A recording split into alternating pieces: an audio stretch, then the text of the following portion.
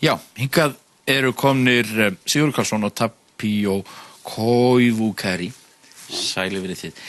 Sko, Tapio, þú ert Finni og býrð í Rauma sem í Finnlandi við Helsingjabotn og þú skrifar skáldsögur og þar á meðal þess sögu sem að koma út hjá Uppheimum yfir hafið og í steinin sem að gerast á þessum stað í veröldinni. Já, það stemmir allt. Og hvað Rauma? Rauma.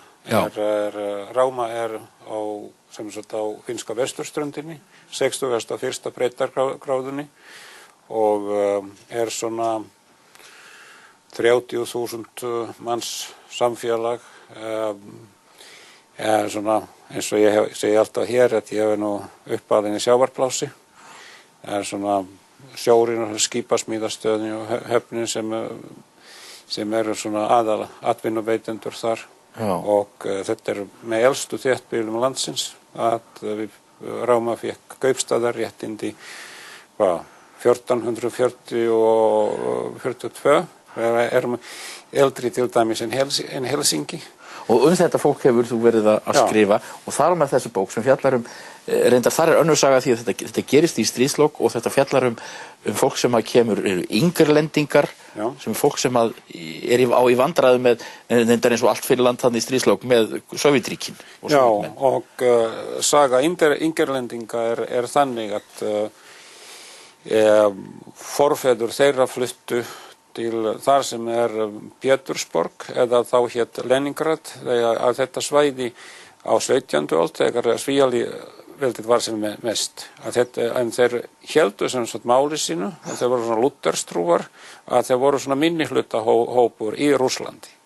Og þetta var Stalin eiginlega ofsótti þá svo mjög, en svo á stríðsárunum þeir komust til Finnlands, margir þeirra. En að því að þetta eru Finnar með sovjast ríkisfang og þá átti að skila þeim tilbaka. Það var svona fríðarsáttmála og svo sumir þeirra vildu frekar fara yfir til Svíþjóðar. Þeir bara þorðu ekki að fara aftur heim og það mátti ekki og þess vegna þeim var smiklað yfir og þá koma þessi smábátasjómenn á vesturströndin í söguna. Og þar þessi hugdjarfi, þessi söguheiti þín hugdjarfa, söguheiti þín Yrjó Altonen. Já, hann einn af þessum sem tekur það að sér að flytja. Græðir náttúrulega, hann svona reiknað að hann fyrst og fremst að skaffa sér aukatekjur fyrir búið en svo það vaknar svona meðaumkun líka með að hann svona þetta eru hans fólk svo líka sem hann vill allt fyrir gera þó að hann verður að fá eitthvað fyrir sig þetta svona blandaði ástæður af hverju hann í þessu og svo hann greinilega líka mikill ævintýramaður í sér. En ekki það var full ástæða fyrir þetta fólk til að flýja því að það fór ekki vel fyrir því undir Stalin síðan. Nei, þeim var lofað að þeir kemust heim í sveit en það var bara, það var eins og svíkið fyrir allt og alla að þeir máttu fara allt annað nema heim í sveit. Þeir máttu ekki vera þarna í Leningrad svæðinu og svo sérstaklega þeir karlmenn sem hefðu verið í finnska hernum eða þýska hernum, þeir voru bara landráðsmenn og það var lágmarks refsing var 10 ár í þrælkunarbúðum í Síberíu, þannig í Gúlaginu. Það voru bara sendir í Gúlagið. Ef þau voru ekki skotnir, sko. Ef þau voru ekki skotnir og svo eins og í námum í Kolyma, maður lífur ekki 10 ára af þar. Ekki í námunum þar, nei. Nei. Og þeir treystu ekki alveg þessum lofurðum að þeir fengi að fara heim í sveitina sína.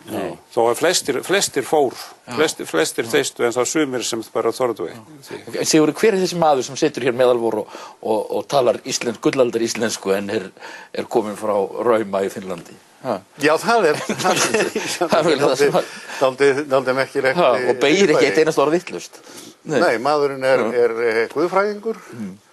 En staðan fyrir að gerast prestur, þá kom hann fyrir 20 árum til Íslands sem farandverkamaður og byrjaði á að vinna í ráðhúsgrunnunum þangað til að hann frétti að væri hægt að fá vinnu í fiski, grálúðu á Flateyri. Já. Og var þar tíma, fór svo út aftur en kom svo tilbaka til að gerast smíðakennari á Ísafirði. Já. Þar var hann smíðakennari í 3 ár og flutti með sér eina ísfirska konu út og þá byrjaði hann að fást við þýðingar. Já. Og byrjaði á því að þýða Vigdísi Grímsdóttur. Og þú hefur þýtt og síðan hefur hann verið mikilvirkasti þýðandi íslenskra bókmennta á finnsku. Þú þýtt Guðberg það ekki og... Já, Svaninn og Óvinafagnaðinn eftir Eirík Kára og svona. Já. Og svo með kennslu og þýðingum þá hélt líka áfram að skrifa sjálfur og svo byrjaði ég að fá svona meira rithöfundastyrki og þá gat ég gert það sem ég hafði verið að undirbúa mig lengi að byrja þessum sögulegu skáldsögum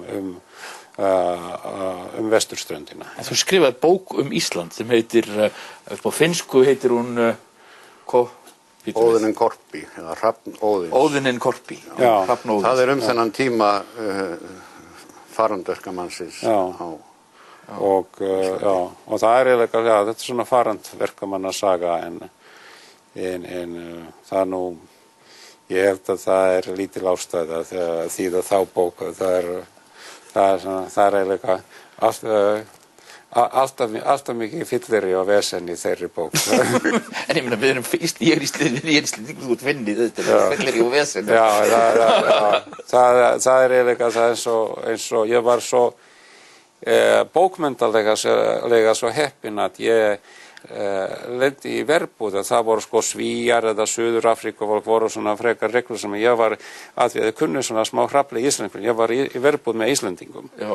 Og það þarf kannski ekki fyrir þess það þarf ekki frekar í útskýringar.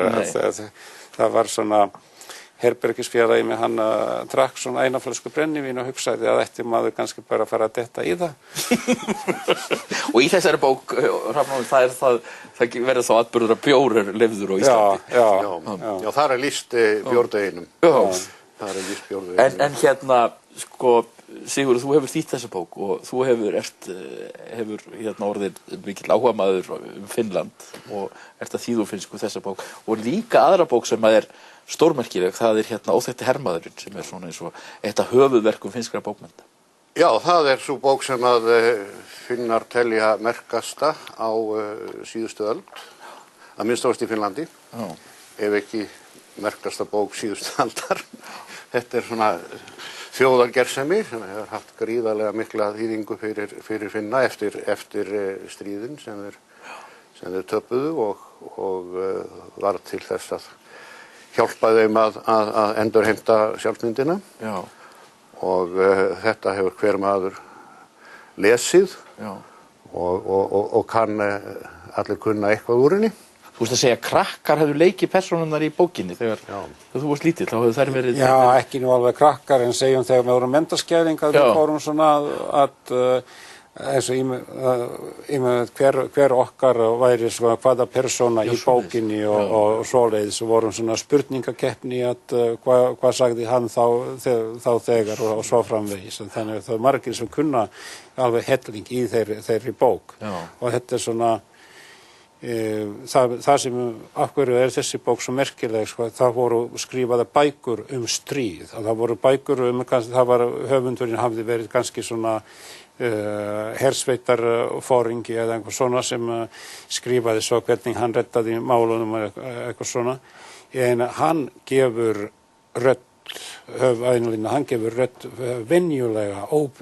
venjulegum óbreyttum hermönnum sem eru kaldir og svangir og útþreyttir og skítrættir við það sem að gerast. En þeir eru samt þar, þeir standa sína vakt þrátt fyrir allt.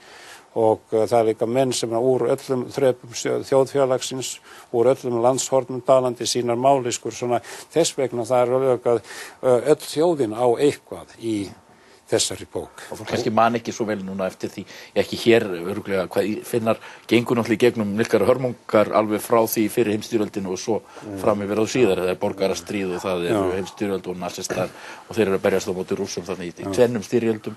Já.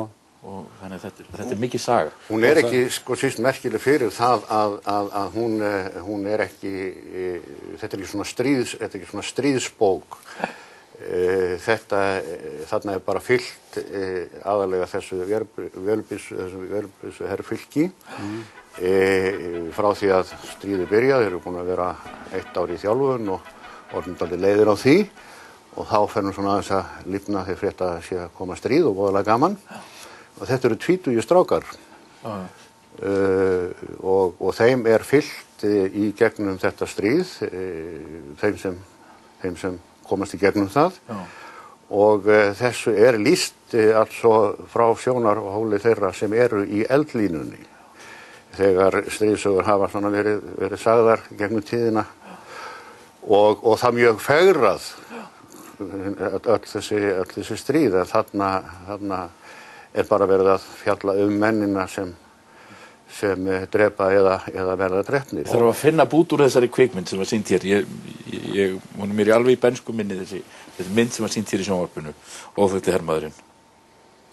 Ég þakka ykkur fyrir að koma. Sigurður Karlsson og Tapio.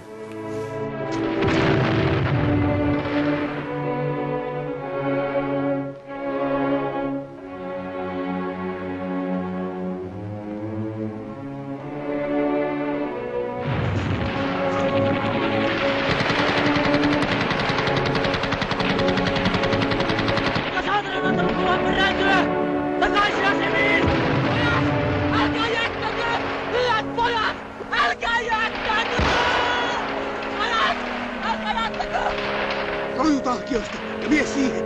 Auttaa! Äkkiä! Mitä ne sen aikaa?